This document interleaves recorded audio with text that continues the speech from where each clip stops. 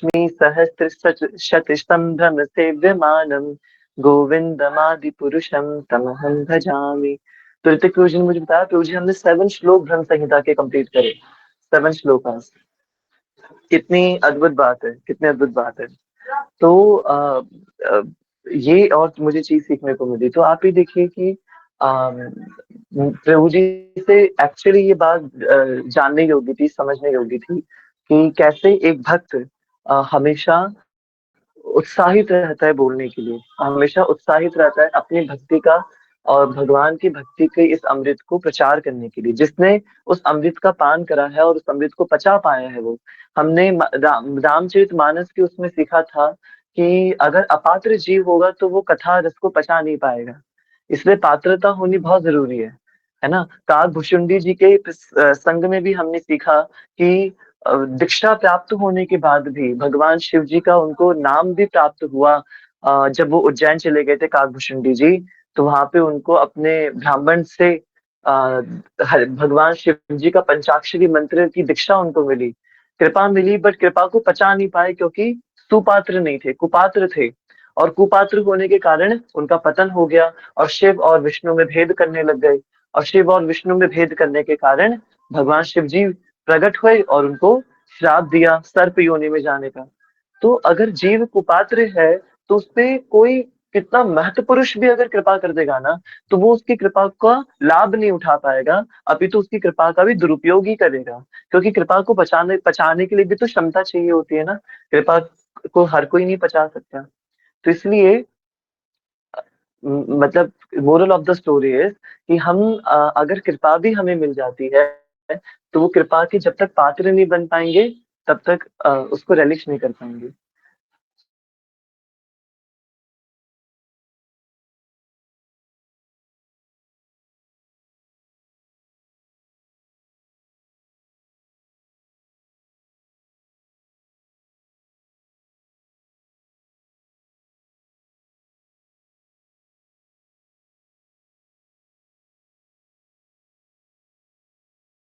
अपने किसी श्रेष्ठ वैष्णव से हृदय से उस बात को ग्रहण किया है, हृदय से उस बात को सुना है, तब वो अपनी बात को सामने रख पाता है, किन्हीं के समक्ष प्रकट कर पाता है। तो इसलिए विचार ये नहीं होना चाहिए कक्षा में कितने भक्त है या कितने नहीं है। या अभी बीच में मेरी कल सागर प्रभु जी से भी इस विषय को लेकर के कक्षा के बाद काफी देर बात हुई, तो हमने काफी चिंतन भी करा। तो उससे मुझे बहुत सारी अच्छी अच्छी लर्निंग्स मिली। तो मुझे समझ में आया कि हमारी वीनसवदेव प्रभु जी ने कितना कुछ हमें एक्चुअल वो कंटेंट दिया है। आप सोचिए ना, कोई भक्त कनेक्ट नहीं हो रहा क्लास के अंदर, तो प्रभु जी कॉल करते हैं भक्तों को, दिव्यांश प्रभु जी को कॉल करते हैं, मुझे कॉल करते हैं प्रभु जी। और प्रभु जी हमसे हमें डांटती नहीं है, हमें बोलती नहीं है कि आप क्यों नहीं आए हो या आप इतने व्यस्त हो। आप हफ्ते में एक दिन क्लास हो रही है, रमन परिकर की तो रोज हो रही है। आप देखिए हमारी हफ्ते में एक दिन क्लास हो रही है, स्टिल प्रभु जी कोई हम पे गुस्सा नहीं करते। वो हमें कॉल करते हैं, जस्ट हमसे कहते हैं क्या आप मुझे आधा घंटा दे सकते हो क्या। प्रभु जी हमसे कहते हैं कि आप हमें आधा घंटा, हमें डूब मरने वाली बात है हमारे लिए, फिर भी वो मतलब ये एक उत्तम अधिकारी भक्त की विशेषता है। आप कितनी वो किस लेवल की ह्यूमिलिटी होती है उनके अंदर।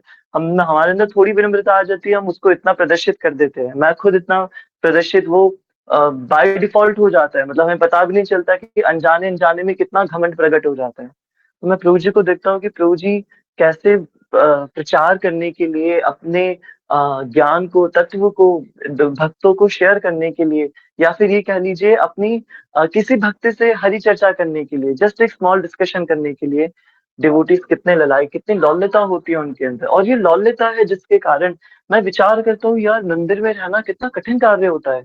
मतलब कोई इंसान सोच सकता है कि अपना सब कुछ छोड़ छाड़ के मंदिर में ब्रह्मचारी बनना कितना इजी होता होगा। बट कोई पर्सन जो अपने आप में अपने भौतिक जीवन में प्रसिद्धियों के और विद्या के चरम पर कोई अगर है हमारे, चाहे कोई भी प्रभु जी हम ले ले, या कोई भी हमारे गुरुदेव हो गए, ऑक्सफोर्ड यूनिवर्सिटी से पढ़े हुए महाराष्ट्री हमारी गुरु मैया हो गई, या स्कॉन के जितने भी हम वक्ताओं को जानते हैं, जितने भी ब्रह्मचारियों को हम लोग जानते हैं अपने अपने क्षेत्र के, चाहे वो BTech MTech gold medalist engineer ही क्यों ना हो, या सीए करे हुए अकाउंटेंट्स, चार्टर्ड अकाउंटेंट्स ही क्यों ना हो, ऐसे बड़े बड़े लोग अपनी सारी सफलताओं का पूरी तरीके से त्याग करके, हमारे करुणाचंद्र प्रभु जी, स्कॉन दोहिनी मंदिर के वाइस प्रेसिडेंट, हिज ग्रेस करुणाचंद प्रभु जी, कनॉट प्लेस के अंदर, कनॉट प्लेस में आप 1 गज भूमि का भी रेट अभी तो कितना चल रहा होगा, 10 लाख या उससे भी ज्यादा शायद का रेट होगा। और कनॉट प्लेस जैसी धरती पर उनके पिताजी की 500 गज की इतनी बड़ी कोठी है, और वहां से संबंध रखने वाले, इतने रिच फैमिली से संबंध रखने वाले करुणाचंद प्रभु जी अपनी फैमिली का सब, और एकमात्र पुत्र अपनी फैमिली के, अकेले पुत्र अपने फैमिली के, सब कुछ त्याग करके, सब कुछ छोड़ के, और कनेक्ट हुए इस्कॉन छिपीवाड़ा मंदिर में। आप सोच सकते हो इस्कॉन छिपीवाड़ा, जो भक्त गए हैं चांदनी चौक जामा मस्जिद के पीछे, वो जानते हैं इस्कॉन छिपीवाड़ा मंदिर कितना छोटा मंदिर है। वहां कुछ नहीं है, लोग जानते भी नहीं है छिपीवाड़ा मंदिर को। और वहां से कनेक्ट हुए, और वहां कनेक्ट होकर के प्रभु जी ब्रह्मचारी बने, फुल टाइम उन्होंने ज्वाइन किया, फिर वो आगे चल के पंजाबी बाग आए, और भक्ति करते करते, सेवा करते करते आज वो हमारे इस्कॉन दोहिनी मंदिर के वाइस प्रेसिडेंट है, हिज ग्रेस करुणाचंद प्रभु जी। तो ऐसी भक्तों की महानता है। वो अपना सर्वस्व समर्पित करके जब मंदिर में आते हैं भगवान को, कोई भी भक्त जब किसी भी रूप में भगवान को समर्पण हो कर देता है, तो वो कैसे अपने उस पथ पर अडिग रह पाता है। वो ऐसे अडिग रह पाता है जब वो हृदय से अपने नाम जप में, अपने प्रयासों में लौल्यता को रखता है, एंथुसियाज्म को बनाए रखता है। उत्साह निश्चयात् धैर्य तत्त कर्म प्रवर्तनात् संग त्यागात् ततो वृत्ति ही षड्भिर भक्ति प्रसिद्धि थी। दुनिया की तमाम झंझटों को सच में, मैं बार बार, हम ये रोज बात श्रवण करते हैं कि साचो एक राधा रमन झूठो सब संसार, ये बात सिर्फ कहने वाली ना हो, ये बात सच में हम कहने को कितने आसानी से इंस्टाग्राम स्टेटस पे और व्हाट्सएप पे हम लगा देते हैं, बोल देते हैं। पर इस बात को जो व्यक्ति इसको सच में अपने अंदर फील कर पाता है, इसको सच में समझ पाता है, वो उस भक्ति के प्रति उत्साहित रहता है और अपनी भक्ति की क्रियाओं को लम हमेशा के लिए अपना के रख पाता है। वरना तो भक्त लोग कुछ समय के लिए ब्रह्मचारी, मैं पर्सनली वो बोल पा रहा हूँ कि अपने नियम नहीं कर पाते हैं, या हम अब कोई भी चीज अच्छे से नहीं फॉलो कर पाते हैं। और मंदिर में निश्चित रूप से उसमें भी कमियां हो सकती हैं। हम ये कह सकते हैं कि हाँ प्रभु जी उसका भी पतन हो गया, या मंदिर के उस भक्त का पतन हो गया, ठीक है, हम पतन वाले लोगों को नहीं देख रहे, हम उनको देख रहे हैं जो पिछले 20-20 सालों से मेहनत कर रहे हैं, 20-20 सालों से, 25-25 सालों से जो निरंतर भगवान की सेवा में अपने आप को समर्पित कर रहे हैं। तो वो भी तो इंसान है, वो भी तो कर पा रहे हैं। तो अगर वो कर पा रहे हैं, तो मैं सिर्फ हारने के लिए थोड़ी ना आया था। हम अकाउंटेंसी के अंदर पढ़ते हैं, कॉमर्स के अंदर, कि कोई भी बिजनेस इस उद्देश्य से शुरू नहीं किया जाता कि मैं 5 साल बाद अपने इस बिजनेस को बंद कर दूंगा, है ना। उस बिजनेस की अपनी एक परपेचुअलिटी होती है, वो एक कॉन्टिन्यूस चलने वाला बिजनेस होता है। मैं अगर कोई स्टार्टअप शुरू कर रहा हूँ, तो मैं ये नहीं सोचूंगा कि ये तो बस मैं कुछ समय के लिए शुरू कर रहा हूँ। ऑब्वियसली उसका एक एंडलेस टाइम पीरियड होता है। मुझे नहीं पता होता कि वो कब डिवेल्युएट, कब उसको डिसॉल्व करने वाला हूं मैं अपने इस बिजनेस को। उसी प्रकार से जब हम भक्ति के अंदर आते हैं भक्ति करने के लिए, तो मैं ये सोच के नहीं आता कि मैं 1 साल, 2 साल, 3 साल भक्ति करूंगा और फिर मैं छोड़ दूंगा सब कुछ। और अगर इस उद्देश्य से कोई आता, तो वो निश्चित रूप से नहीं टिक पाता, बिल्कुल नहीं कर पाता। हमारे विचार में तो हमने स्टार्टिंग से तो हमने ये सीखा है कि अगर हम खुद भक्ति में आए हैं, और अगर हम माध्यम बन पा रहे हैं किसी को भक्ति में लाने का, तो हम तो अपनी पूरी जी जान से प्रयास करें कि वो भक्ति में वो व्यक्ति बना रहे। परंतु यदि सामने वाला व्यक्ति यदि चाहे ही नहीं, यदि उसने पहले ही सोच रखा कि मैं तो भक्ति सिर्फ एक लिमिटेड टाइम पीरियड के लिए करने आया था, कि जब जब मेरी अपनी निज अनुकूलता थी, मेरी निज सुविधा थी, मैं सिर्फ तब तक के लिए भक्ति करने आया था, और जब मेरी वो निज अनुकूलता समाप्त हो गई, मेरा वो फ्री टाइम खत्म हो गया, और अब तो मेरे पास इतनी इतनी व्यस्तता आ गई, जब टाइम था तब मैंने हरि को पूछा, अब क्योंकि टाइम नहीं है, तो अब तो भैया जब टाइम नहीं है तो कहाँ से टाइम निकालूं मैं हरि के लिए। जब टाइम था तो करते थे, अब प्रभु जी टाइम ही नहीं है तो अब कहाँ से करेंगे। अगर इस उद्देश्य के लिए हम भक्ति में आए हैं, तो निश्चित रूप से हमें बहुत पहले ही छोड़ देना चाहिए, घसीटा मार भक्ति नहीं करनी चाहिए। तो आर पार वाली बात करनी चाहिए, वो फिर घसीटा मार जीवन, फिर तो खैर अब हरि नाम तो करते ही रहो, कर्म कांड विधि तो करते ही रहो, उसमें तो कोई बुराई नहीं है। पर हम, क्योंकि रमन परिकर तो प्योर भक्ति सीखने के लिए बना है, यहाँ पे वो टाइम पास करने के लिए तो रमन परिकर बिल्कुल भी नहीं है। तो विशेषतः हम इन बातों को आत्मसात करें। राधा रमन जी के हम दिव्य चर्चा कर, कल हमने ग्रंथ के बारे में अध्ययन किया, डोल ग्रंथ के बारे में हमने कुछ श्रवण करने का। आप सोचिए, डोल एक ऐसी स्थली है जहाँ सारे गोसाईगण बैठ करके गोष्ठी कर रहे हैं, चर्चा कर रहे हैं, है ना। और वो क्या चर्चा होती होगी, क्या समर्पण होता होगा। मैं पढ़ रहा था श्रीपाद गोपाल भट्ट गोसाई जी और षट गोस्वामी गणों के बारे में। ये सारे षट गोस्वामी वृंद, इनमें से कोई सन्यासी थोड़ी था। सन्यासी तो कोई था ही नहीं षट गोस्वामियों में, सारे वैरागी थे, सबने वैराग्य धारण किया था। सन्यास के तो कई कारण थे कि उन्होंने सन्यास क्यों नहीं लिया, क्योंकि श्रीमन चैतन्य महाप्रभु सन्यासी ग्रहण किया हुआ जिसने सन्यास ले रहा है वो नारायण का स्वरूप हो जाता है वो व्यक्ति। और नारायण के स्वरूप को तो फिर हम सारूप्य मुक्ति उसको सन्यास लेते ही प्राप्त हो जाती है, भगवान नारायण के समरूप वो व्यक्ति हो जाता है। तो उस व्यक्ति को तो हमें नारायण समझ के हम उसको साष्टांग दंडवत प्रणाम करते हैं, सन्यासी को, चाहे हम उससे परिचित है या नहीं है। तो सन्यास की तो इतनी महानता बताई गई है। तो पर हमारे षट गोस्वामी वृंदों में कोई सन्यासी नहीं था, सब वैरागी थे। सबने अपने आप को समर्पित किया भगवान श्रीमन चैतन्य महाप्रभु को बिना सन्यास लेकर के। तो जिस जिस पॉइंट पर आश्रमों की मर्यादा भी खत्म हो जाती है ना, ब्रह्मचारी, गृहस्थ, वानप्रस्थ और संन्यास, जिस लेवल पर आकर के वो वर्णाश्रम की मर्यादाएं भी खत्म हो जाती है, वहां से वृंदावन के रागानुगा भक्ति प्रारंभ होती है। जिस रागानुगा भक्ति की हम कल चर्चा कर रहे थे, वो रागानुगा भक्ति उस पॉइंट से शुरू होती है जहाँ पे वर्णाश्रम धर्म की भी मर्यादाएं समाप्त हो जाती है। तो बट ये दुर्भाग्य है कि आज वही वृंदावन की भक्ति, वही हरे कृष्ण महामंत्र, वही डिवोशनल प्रैक्टिसेस, वही सेवा एक बहुत ही तुच्छ, बहुत मामूली सी बन के रह गई है। उसका जो महत्व एक समय पे हुआ करता था, जो हमने देखा भी है प्रैक्टिकली, वो आज इतना सोसाइटी में देखने को नहीं मिलता। तो उसका रीजन है कि हम खुद इतने ज्यादा ओवर कैजुअल हो गए हैं सब चीजों को लेकर के। तो वो एक अलार्मिंग सिचुएशन है जिससे बचना अत्यंत आवश्यक है। तो ये कुछ चीजें थी जो अनायास ही मेरे मन में आई। मुझे लगा कि आपसे उसे शेयर करना चाहिए। अभी हम प्रॉपर और 8 मिनट और लेते हैं, फिर जल्दी विश्राम कर देंगे। कल तो मैंने सोचा विश्राम करेंगे जल्दी, पर कल भी लंबा ही सत्र खिंच गया था। तो हमने गोपाल भट्ट गोसाई जी की दिव्य महिमाओं का चिंतन गायन कल करने का प्रयास किया, और हमने समझा कि किस प्रकार से आचार्य वृंदों ने हमें बताया है। आद्य बेटा, आप कुछ शेयर कर सकते हो मुझसे वो स्क्रीन, या मैं ही कर देता हूँ? चलो आप, मैं हमारे पास उतना है नहीं। तो कल के अंदर डोल के ऊपर ही हम, क्योंकि ग्रंथ चर्चा कर रहे हैं, तो ग्रंथ के ऊपर ही हम, सबसे अच्छी बात है कि अगर हम सीधे ग्रंथ का आश्रय लेते हैं तो ग्रंथ पढ़ना अपने आप में एक अच्छा भी है, ऑथेंटिक चीज हम पढ़ पा रहे हैं। और दूसरा, ग्रंथ पढ़ने से हमारा उस ग्रंथ में प्रवेश बढ़ता है, उन आचार्य की कृपा मिलती है जिन आचार्य ने वो ग्रंथ लिखा है। तो कल हमने यहाँ तक ही समझ लिया था, भगवान श्री राधा कृष्ण की लीलाटवी निकाय में वंशीवट निकट कालिंदी के कल्प तट पर अवस्थित यह डोल भी तात्कालीन श्री राधा गोविंद की परम प्रिय निभृत निकुंज है। यह सदा ही सम सेव्य सर्वमान्य परम परासिद्ध अति महत्व महात्म्य का मंगल स्थान रहा है। भगवान श्रीमन चैतन्य महाप्रभु इसी स्थली के रेणुकण सदा अपने निकट रखते थे और उनका दर्शन स्पर्श कर भावाविष्ट हो जाते थे। हमने समझा था चैतन्य महाप्रभु इस रज को रखते थे अपने पास, और सिर्फ उसको स्पर्श ही नहीं करते थे, अपने शरीर पे लगाते ही नहीं थे, अपितु उस रज के कणों का दर्शन भी किया करते थे।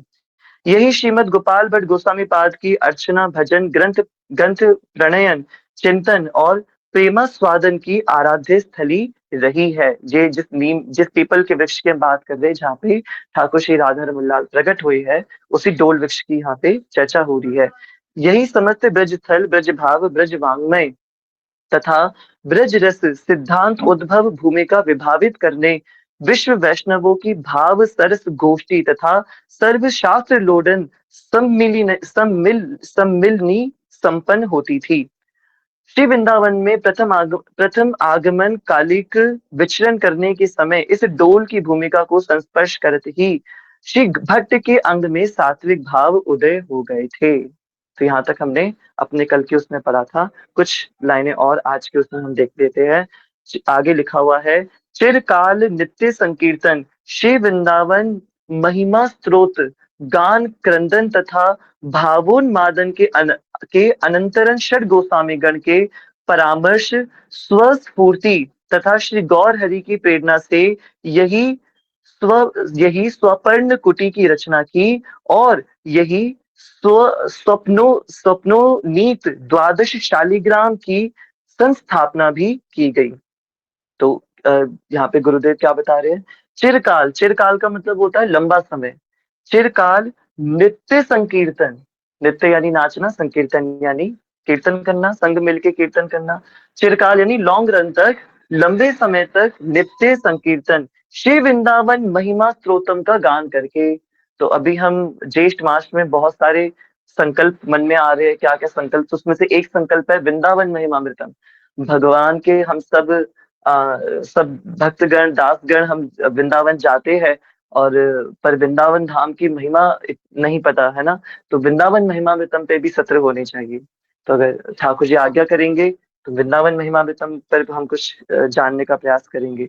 तो बता रहे हैं गोपाल भट्ट गोस्वामी जी लंबे समय तक नित्य क्या करते थे, इस स्थान पे संकीर्तन किया करते थे और वृंदावन महिमामृतम स्तोत्रम का गान किया करते थे।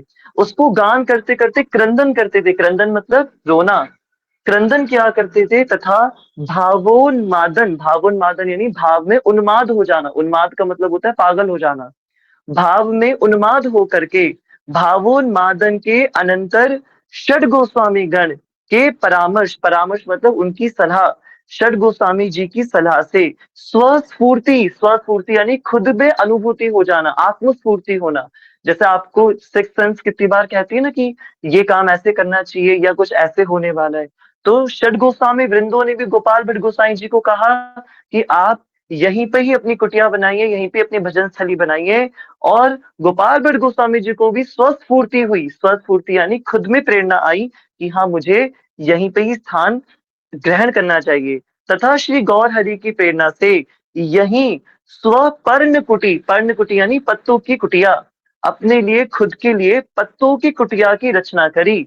कहा किन्होंने रचना करी? श्रीपाद गोपाल भट्ट गोसाई जी ने इसी नीम के वृक्ष के पत्तों से, इसी पीपल के वृक्ष के पत्तों से अपने लिए स्वपर्ण कुटी की रचना की। और यही यही ओपनीत, स्व ओपनीत, ओपनीत शब्द, ये स्व ओपनीत, स्व उपनीत का मतलब होता है, उपनीत शब्द का मतलब है लाई गई, स्व उपनीत द्वादश, द्वादश यानी 12, अपने द्वारा लाई गई द्वादश शालिग्राम शिलाओं को उन्होंने इसी स्थान पे संस्थापित किया, इस स्थान पे स्थापित किया। आगे लिखा है समस्त गौड़ीय वैष्णवों के उपासना परिवेश में यह महिमा मधुरिमामय स्थान सर्वोपरि श्रद्धा भावना तथा आराधना का क्षेत्र है। समस्त गौड़ीय वैष्णवों के उपासना परिवेश में, यानी हम जितने भी गौड़ीय वैष्णव है, जितने भी वृंदावन जाने वाले साधक है, इन सभी गौड़ीय वैष्णवों के उपासना परिवेश में, परिवेश का मतलब है एनवायरमेंट, एरिया, आसपास का वातावरण, जो भक्तिमय वातावरण है। तो हम अपनी भक्ति करने के लिए वृंदावन की लालसा करते हैं। हम क्यों भक्ति कर रहे हैं? कि अंततो गत्वा गोलोक वृंदावन की प्राप्ति हो। तो समस्त गौड़ीय वैष्णव अपनी उपासना परिवेश में यही महिमा मधुरिमामय स्थान सर्वोपरि श्रद्धा भावना तथा आराधना का क्षेत्र मानते हैं। तो अगर गौड़ीय वैष्णवों से पूछा जाए कि आपके लिए पूरे गुह्य पंचकोसी वृंदावन में सबसे ज्यादा अत्यंत मधुरिमामय स्थान कौन सा है जहाँ पे आप बैठ के अपना भजन करना चाहेंगे, तो गौड़ीय वैष्णव सर्व सिद्धि भाव से बताते हैं ये डोल स्थली, वो प्राकट्य स्थली, वो स्थान है जहाँ पे हम जाके अपनी श्रद्धा भावना से आराधना करना चाहेंगे। क्योंकि डोल स्थली कल हमने पढ़ा था राधा गोविंद जी की नित्य लीला स्थली है ना। कल कितनी महिमा हमने श्रवण करने का प्रयास किया।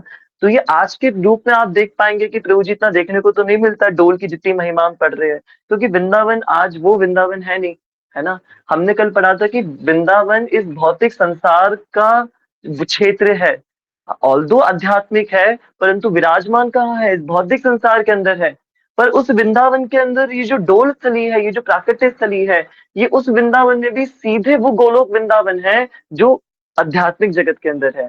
यानी वृंदावन में राधा रमन मंदिर में आने के बाद जब डोल पर हम कदम रखते हैं, तो महाराज जी बताते हैं कि डोल पे कदम रखने के साथ ही आप आध्यात्मिक जगत के ही वृंदावन के अंदर प्रवेश कर जाते हो, आध्यात्मिक जगत के वृंदावन में प्रवेश कर जाते हो। तो ऐसी इसकी अद्भुत महिमा है।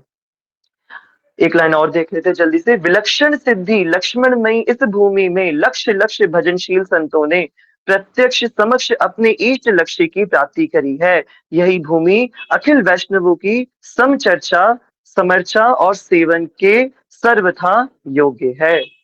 तो विलक्षण सिद्धि यानी ऐसी सिद्धियां इस स्थान पर है, जैसे हर एक मंत्र को कहते हैं, अगर आप 3 बार किसी मंत्र की माला करते हैं, तो वो मंत्र क्या हो जाता है? सिद्ध हो जाता है। अलग-अलग श्रेणियाँ बताई गई है ना? अगर आप दिवाली की अमावस्या की रात्रि में बैठे हैं, शरद पूर्णिमा की रात्रि में बैठे, 3 रात्रि और जन्माष्टमी की रात्रि में यदि आप बैठ के किसी मंत्र की साधना, गुरुदेव बताते हैं 108 बार अगर उस मंत्र की आप साधना कर लेते हैं, 108 बार यदि उन रात्रि पर उस एक मंत्र की साधना की जाती है, तो वो मंत्र क्या हो जाता है? सिद्ध हो जाता है वो मंत्र। जब भी हमारे महाराज जी के यहाँ वैजयंती आश्रम में नारायण कवचम और नरसिंह कवचम का जो निर्माण है, ये दिवाली, जन्माष्टमी, होली जैसी दिव्य रात्रियों में किया जाता है। ऐसे शरद पूर्णिमा जैसी दिव्य रात्रियों में किया जाता है। तो विलक्षण सिद्धि का मतलब ऐसी सिद्धियां जो इन दिव्य रात्रियों में सिद्ध की गई हैं। ऐसी सिद्धियां जो दिवाली की रात्रि में, शरद पूर्णिमा की रात्रि में सिद्धियों को सिद्ध किया गया है। ठीक है? तो विलक्षण सिद्धि लक्षणमयी इस भूमि में, यानी ये जो भूमि है, जैसे अक्षय तृतीया पे हमने समझा था कि अक्षय तृतीया तिथि एक ऐसी तिथि है जिसका हर एक मुहूर्त सिद्ध मुहूर्त है। यानी कि आपको अक्षय तृतीया पे यदि कोई शुभ कार्य करना है, तो कैलेंडर या पंचांग नहीं देखना पड़ेगा या किसी पुरोहित से नहीं पूछना पड़ेगा कि सही मुहूर्त, शुभ मुहूर्त, अभिजीत मुहूर्त कौन-सा है काम करने के लिए, क्योंकि अक्षय तृतीया का जो पूरा समय है, वो पूरा-पूरा समय ही अभिजीत मुहूर्त है, पूरा-पूरा समय ही शुभ मुहूर्त है, सिद्ध मुहूर्त है। आप कोई भी शुभ कार्य किसी भी समय पर शुरू कर सकते हैं। तो उसी प्रकार से ये जो डोल स्थली है, इस डोल स्थली का लक्षण कैसा है? विलक्षण सिद्धियों का लक्षण है ना? विलक्षण सिद्धि लक्षणमयी इस भूमि में लक्ष्य भजनशील, लक्ष्य का मतलब लाख लक्ष्य भजनशील संतों ने प्रत्यक्ष यानी डायरेक्ट, समक्ष यानी सामने, प्रत्यक्ष समक्ष डायरेक्टली सामने अपने इष्ट लक्ष्य की प्राप्ति करी है। आप देखिए किनकी प्राप्ति करना जीवन का उद्देश्य है? भगवान श्री कृष्ण की प्राप्ति करना उद्देश्य है। और भगवान श्री कृष्ण स्वयं अपने निज रूप में कहाँ प्रकट हुए? इस डोल प्राकट्य स्थली पर प्रकट हुए। तो सिर्फ गोपाल भट्ट गोसाई जी ने नहीं, आचार्य वृंद लिख रहे हैं, गोपाल भट्ट गोसाई जी के अलावा यानी उनसे पूर्व में भी लाखों भजनशील संतों ने इसी स्थान पर बैठ करके अपने सामने अपने इष्ट को प्रकट करवाया है। यानी राधा रमन लाल तो हमारे लिए प्रत्यक्ष प्रकट हुए हैं कि 10,000 वर्षों तक राधा रमन मंदिर रहेगा और भक्त आते रहेंगे और दर्शन करके भगवान की सेवा करके अपना उद्धार कराते रहेंगे। परंतु राधा रमन जी से पूर्व भी अनेकों संतों ने, लाखों संतों ने अपने इष्ट को इस भूमि से प्राप्त किया है।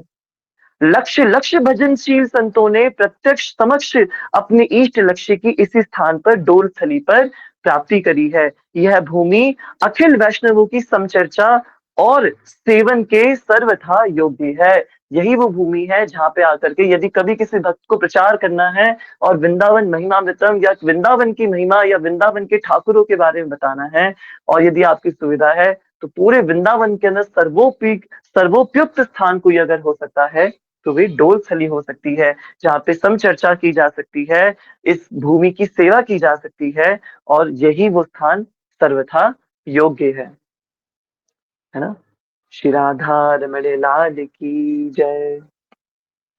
तैसे दिव्य वर्णन श्री डोल प्राकट्य स्थली का बहुत दिव्य ग्रंथ है, और इस दिव्य ग्रंथ में हम इतना कुछ है चर्चा करने के लिए, तो जो जिसपे खूब आनंद से चर्चा की जा सकती है। पर एक अक्षरम पुंसाम महापातक नाशनम, एक अक्षर को भी यदि हम हृदय से समझने का प्रयास करेंगे तो महापातक नाशनम, वो महापातकों का विनाश करने वाला है। ये ऐसा अद्भुत ग्रंथ है जिसमें अब तक जिस डोल स्थली पे हम ऐसे ही मुंह उठा करके चले जाते थे, अब हमें वो पता चल पा रहा है कि ये डोल स्थली कितनी असाधारण भूमि है, ये कितनी दिव्य भूमि है, कितनी दिव्य भूमि है। ठाकुर श्री राधा रमन देव जी के ऊपर चर्चा करने के लिए हम एकत्रित हुए हैं इन 15 दिनों में, और ठाकुर जी की बारे में बात तब समझ में आएगी जब उस स्थान के बारे में हम समझ पाएंगे, जब जहाँ पे ठाकुर जी प्रकट हुए। भगवान ने भी तो चयन किया है ना एक स्थान का, जिस स्थान पे भगवान प्रकट होने वाले हैं। हमने कल समझा था राधा कुंड, मायापुर का नीम का वृक्ष और प्राकट्य स्थली, ये डोल स्थली पीपल का वृक्ष, ये वो 3 स्थान है जिनका डायरेक्ट गोलोक से कनेक्शन है। तो ये इनकी कुछ महिमा होगी ना। मायापुर नवदीप महात्म्य एक ग्रंथ है, नवदीप महात्म्य। तो नवदीप महात्म्य में सिर्फ 7 चैप्टर्स, बीच के 7 चैप्टर्स ऐसे हैं जो सिर्फ और सिर्फ योग पीठ के ऊपर ही लिखे गए हैं, जहाँ पे चैतन्य महाप्रभु प्रकट हुए थे। तो ये ऐसे दिव्य स्थान है, भगवान ने इनको चुना है अपने खुद के प्राकृत, जैसे भगवान अपने पेरेंट्स को चुनते हैं कि ये भक्त मेरे माता पिता की सेवा करेंगे, ये मेरे सखाओं की सेवा करेंगे, है ना। राम जी ने सारे देवताओं को आज्ञा करी, सब देवता बंदर बन करके प्रकट हो जाओ, रीछ भालू बन के प्रकट हो जाओ। तो सब देवताओं ने अपने अपने अंश पधार दिए। सूर्य देवता ने सुग्रीव को प्रदान करा, इंद्र देवता ने बाली को प्रदान करा, और साक्षात ब्रह्मा जी रीछ राज जामवंत बन करके आ गए। और सारे अलग अलग देवतागण अलग अलग वानरों का रूप लेकर के आ गए, साक्षात भगवान शिव जी हनुमान जी का रूप लेकर के आ गए। तो उसी प्रकार से भगवान अपने पार्षदों का चयन करते हैं और प्रकट होने के लिए अपनी लीला स्थली का भी चयन करते हैं। तो राधा रमन जी, जैसे अयोध्यापुरी भगवान श्री राम की स्थली है, वृंदावन धाम भगवान श्री कृष्ण की प्राकृतिक स्थली है, गोकुल भगवान गोकुल मथुरा की जो कंस की जेल है, वहां भगवान कृष्ण कारागार के अंदर कृष्ण जन्मभूमि है। ये हमारे राधा रमन लाल की जन्मभूमि है, डोल की। ये कलयुग में जहाँ कृष्ण प्रकट हुए हैं, वो वाली जन्मभूमि है ना। तो कुछ डाउट्स आ रखे बच्चों के, एक बार उनको देख लेते हैं। सागर प्रभु जी मैसेज कर रहे हैं। प्रभु, हृदय से निवेदन है, कल का एक छोटा प्रसंग। पूज्य श्री गुरुदेव भगवान प्रातः स्मरणीय परम पूज्य श्री हित प्रेमानंद गोविंद शरण गुरुदेव महाराज जी द्वारा 15 मिनट का रखा जाना चाहिए, सभी वैष्णव साधकों के मार्गदर्शन के निमित्त। साधकों के मार्गदर्शन के लिए मैं 15 मिनट का सेशन आप सबसे साझा करना चाहता हूँ, शेष आप सबकी आज्ञा। आनंद धाम प्रभु आ गए, ठीक है। सागर प्रभु, आप एक बार मुझे कॉल करिएगा, ठीक है। तो हम इस पे थोड़ी बात करेंगे।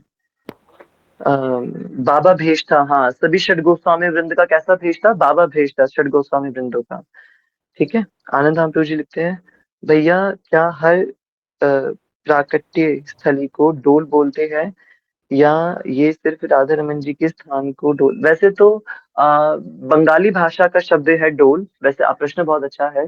पहले के समय पे यही होता था कि प्राकृतिक स्थली का नाम ही डोल होता था, ये बात बिल्कुल ठीक है। परंतु आज के समय पे यदि देखें हम, तो डोल राधा रमन जी की प्राकृतिक स्थली का मूल नाम हो गया है। हर, वैसे अगर आप वैदिक ग्रंथों में प्राकृतिक स्थली का जो नाम होता है वो योगपीठ होता है। कोई भी प्राकृतिक स्थली होगी, चाहे वृंदावन में जितनी भी प्राकृतिक स्थलियां हैं आचार्यों की, ठाकुर जी की, उन सबको योगपीठ कहते हैं। मायापुर में महाप्रभु की स्थली है, वो योगपीठ है। तो उनका मूल नाम योगपीठ है।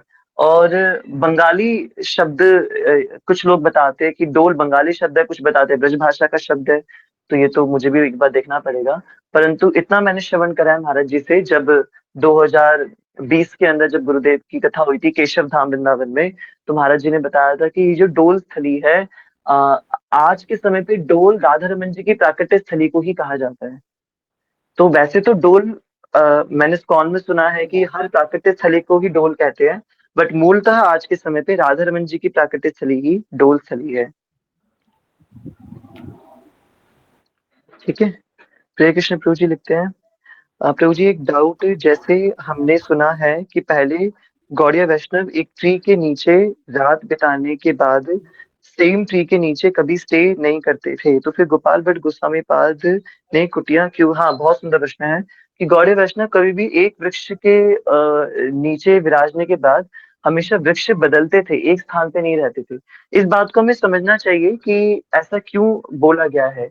देखिए, सन्यासी कभी भी ना एक स्थान पे नहीं रुक सकता। सन्यासी और वैरागी कभी भी एक स्थान पे रुकने की उनको आज्ञा नहीं है। इसका रीजन क्या है? इसका रीजन ये नहीं है कि मतलब, इसका बस एक बहुत छोटा सा सिंपल सा रीजन है कि ये इनके इन प्रकार है, उनको उस स्थान से आसक्ति ना हो जाए जिस स्थान पे वो विराज के भजन कर रहे हैं।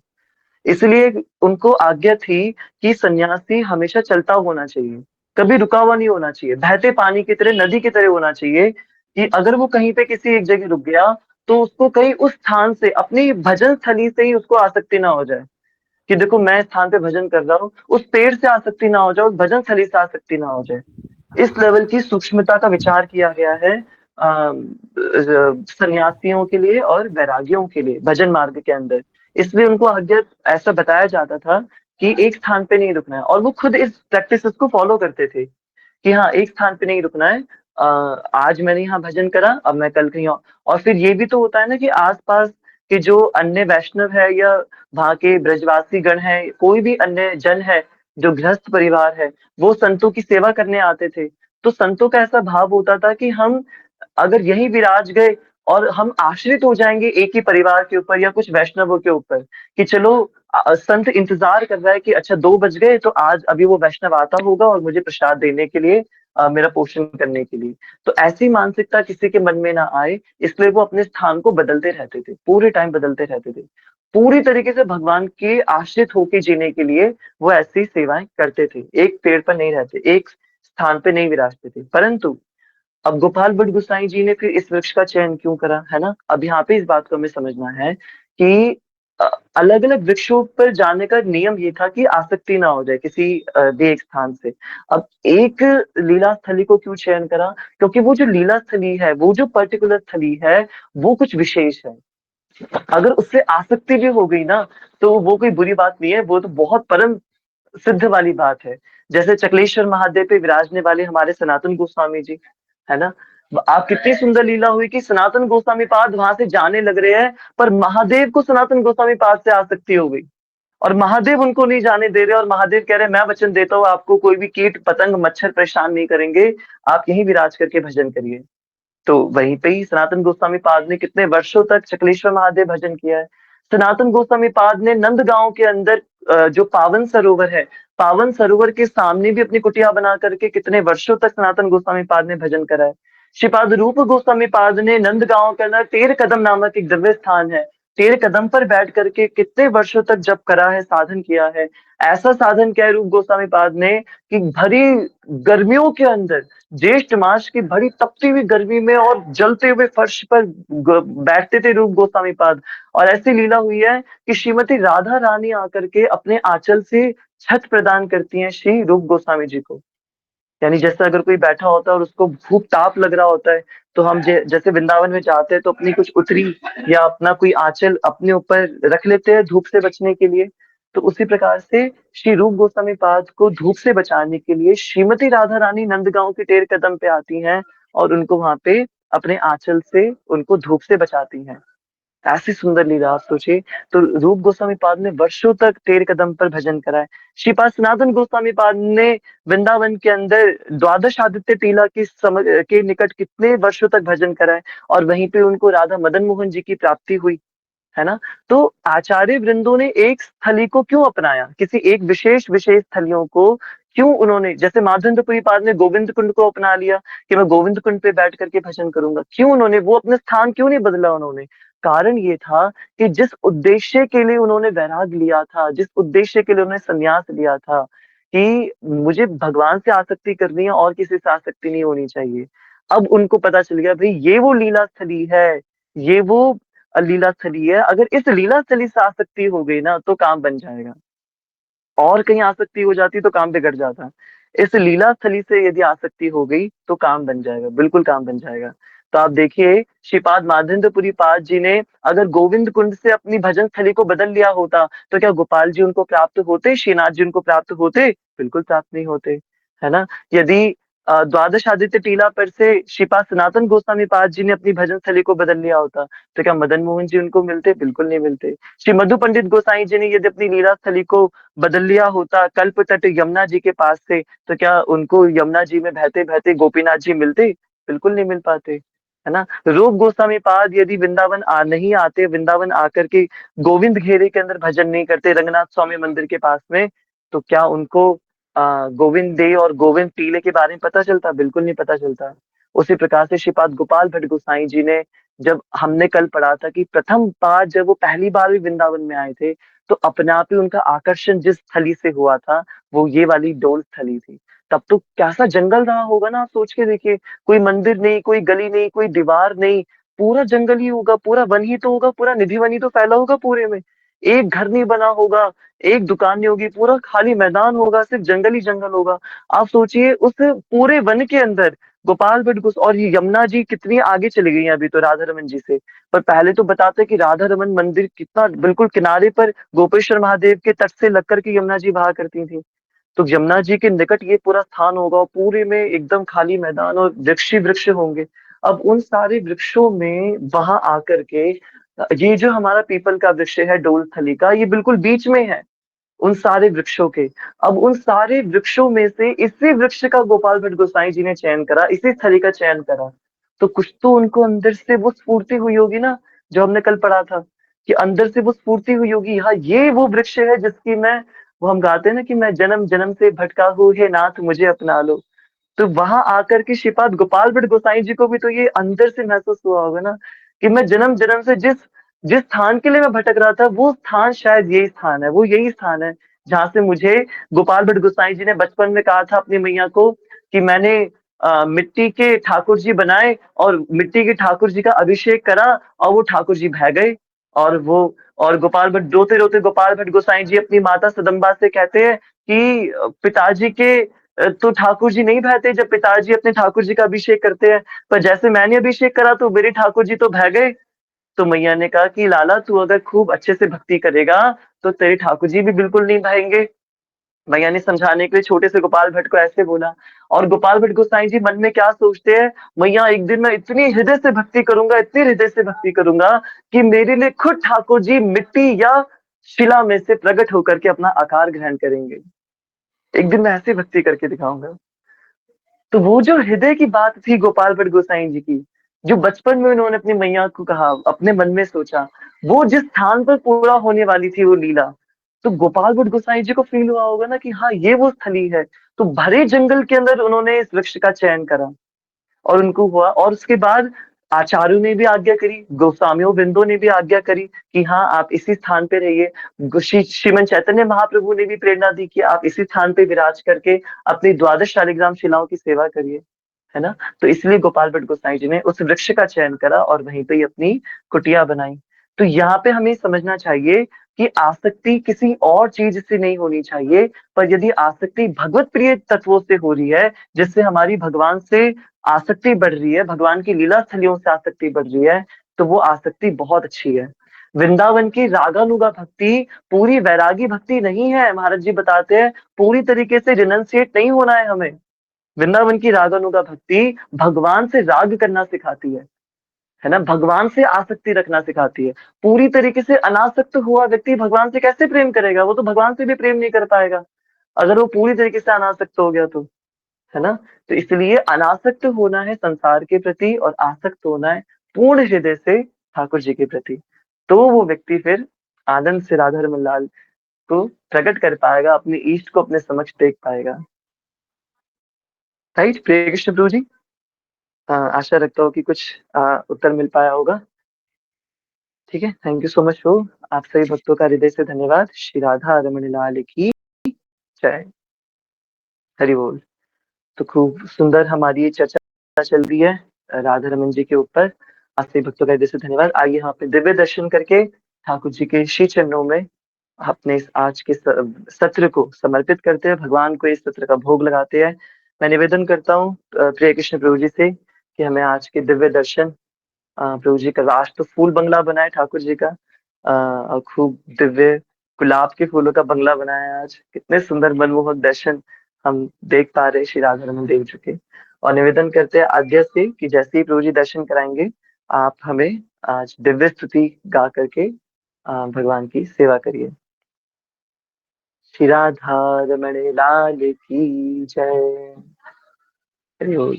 अद्भुतम। जय साध्य। जय प्राण